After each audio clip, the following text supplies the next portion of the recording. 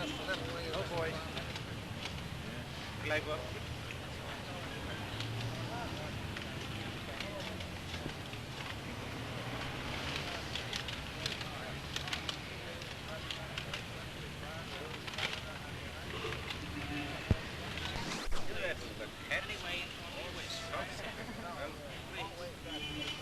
Very glad. Now, Very glad. now, so you and I shake hands. How you shake hands? Like some said, always fine to shake hands. Now, is that going right?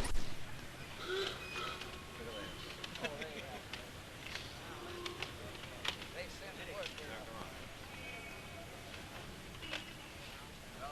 Say when, boys, please. No, sir, he's about to transfixion there with a picture. All right, cut. Why you favor the 30-hour week instead of the 40-hour week, and what is the difference in its effect on industry? Well, I don't favor the 30-hour week instead of the 40-hour week. The bill which is before you, sir, and which has been before the Senate for over a year, is based upon the conception that 30 hours per week, 5-day week, 6 hours a day, was a device which would result in the employment of more people. Now, the 40-hour week, you see, provides for, makes possible the work of 5 days a week, 8 hours per day. And the theory is that that would not make work for quite so many people as would a 5-day week of 6 hours per day. And since the purpose of the bill is to get as many people as possible into employment, I presume that anything which would make the hours shorter per day would be the device that would be favored by those who seek to achieve that result. There's no magic in either the 30 or the 40. It's nothing sacrosanct about either one of them. It is merely a device, a measuring stick, set up in the effort to shorten hours to such an extent that more people will be employed.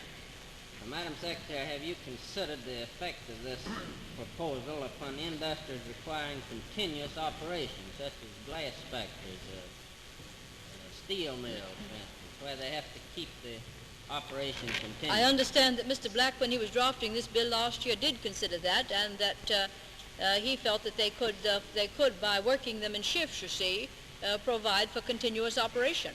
All that you can't do is to work any one person more than 6 hours in any one day. You can take on as many people as you want to, and you can keep your whole plant going 24 hours a day, 7 days in the week. But by virtue of employing additional persons and limiting their hours to 6 hours per day. Well, now, how would you apply that to industries using chemists or other such specialists, where the particular person employed necessarily must complete the operation?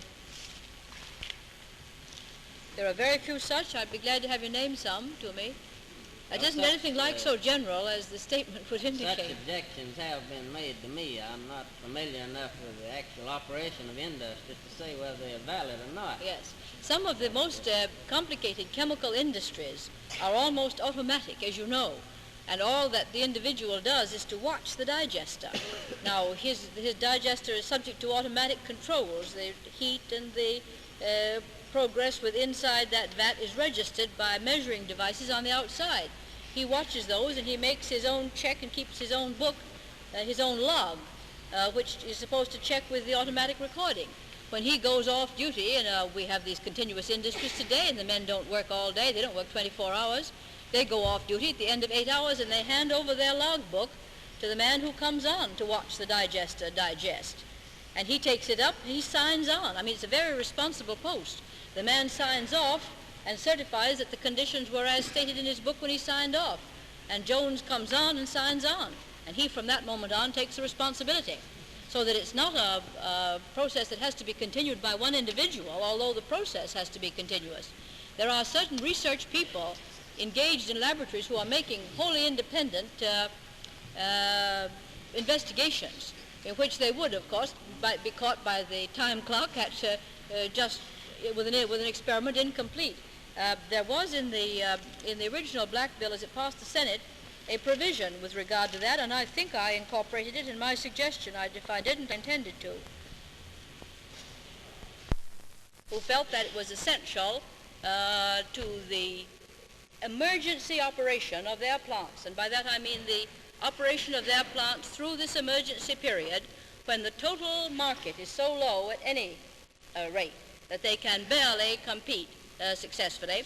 They felt that some such provision was essential, and I think myself that it should be given very serious consideration by a committee of this sort in determining what in general, how in general you will limit the hours of labor with the sole purpose in mind of distributing work generally, creating more jobs, and raising the purchasing power of the wage earners of the United States of America. I think that's all I want to say on my direct statement. Before the committee proceeds to question the Secretary of Labor, I'd like to call to the attention of the committee that we have with us today two very distinguished guests. We have the honor and privilege of being hosts to the First Lady of the land, the wife of the President of the United States, Mrs. Franklin D. Roosevelt.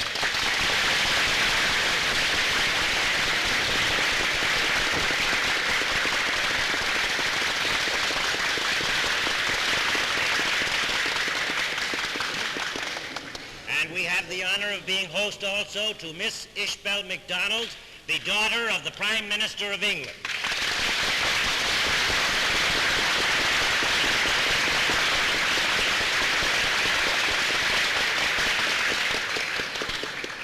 We hope our two distinguished visitors will make themselves very much at home and feel that they're in the hands of their friends here today.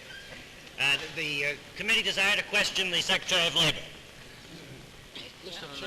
Mr. Hart, pardon me. You call on the members of the committee in order. I think for the period of speeding up the questions, we will call on